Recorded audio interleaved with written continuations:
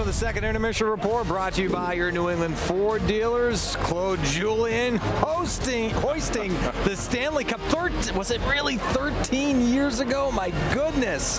Honoring the 2011 team in a pregame ceremony. Andrew Ference and company, they were on duck boats here at the Garden tonight before they came out onto the ice, and we are happy to be joined by Coach Julien and Andrew Ference. How was it being back on the duck boat? Man, that was incredible. What a first-class operation to come back to a reception like that. That was pretty special. I know you guys had an event last night. We got to relive some memories, the Cue the Memories podcast, which you can catch right now. How fun was it to sort of go down memory lane? Oh, it was great, and not only go down memory lane, but even for me as a coach, I learned so much from Andrew and Bergie talking about what was going on inside that dressing room as well, like some of the little things they did on their own. Pretty impressive.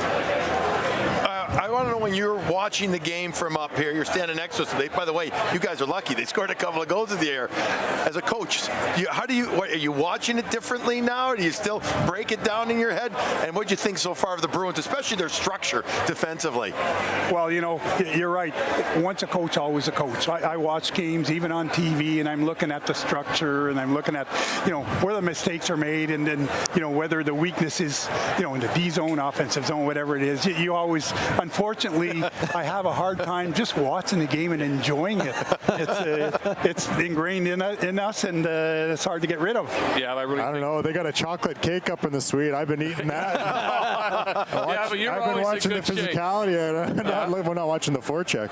No, and the other thing, too, to me, Coach, that you were the guys, we talk about defensive structure. When you brought it around and the culture started turning, and then even after you left, Coach Cassidy came in, now Coach Montgomery, they all go back to the defensive system that you started here, and I think it's what's made this organization so successful. Well, it's always obviously nice to hear those kind of compliments and all that stuff. And when I came in here, and I remember the Bruins struggling to make the playoffs, and really wanted to bring a cup back to Boston, and I knew there was a lot of work to do. But at the end of the day, a coach can do so much, and you hope you did enough.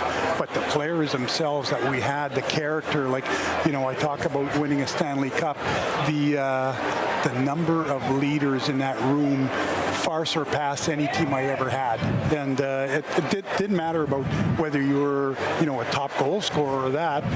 Sean Thornton was a leader in that dressing room, and he playing on the fourth line. We had such great character guys. So came in here, we wanted to be a hard team to play against, and that was our motto. We didn't want teams to feel comfortable playing against us, and that's what happened. And right now, same thing. With the Bruins, not always about physicality, but it's about making it hard for them to get to the net and score some goals. Andrew, you had a moment in time for Bruins fans in Montreal during your career. Did you have a wardrobe malfunction? It was a wardrobe. I don't know if I don't think we're going to play, but what'd you do with a certain piece? Did you keep that glove? I've never thought of asking you that. Did you keep it? There's a funny story. I had a really good friend. He was a cop here. He actually served over in Afghanistan, and lucky he's a huge Bruins fan. So he was unlucky enough to be deployed right during our cup run, and so he missed the whole thing, but watched from the base, and he would send me updates and all this stuff. And so I actually shipped the glove over to him in perfect form. And so he was on base in Afghanistan and opened up the package. He's just dying over there. And so he got the glove, in perfect form. That's fantastic. He didn't have to draw a picture, did he? No. We knew exactly what he was talking about. Barry was talking about this earlier with a couple of other guests we had on set. You haven't seen some of these guys in years, but when you see them, it's like it was yesterday in a lot of ways, I'm sure, right? Everybody looks pretty good too. The guys are actually taking care of themselves. But we have a group chat. You stay in touch.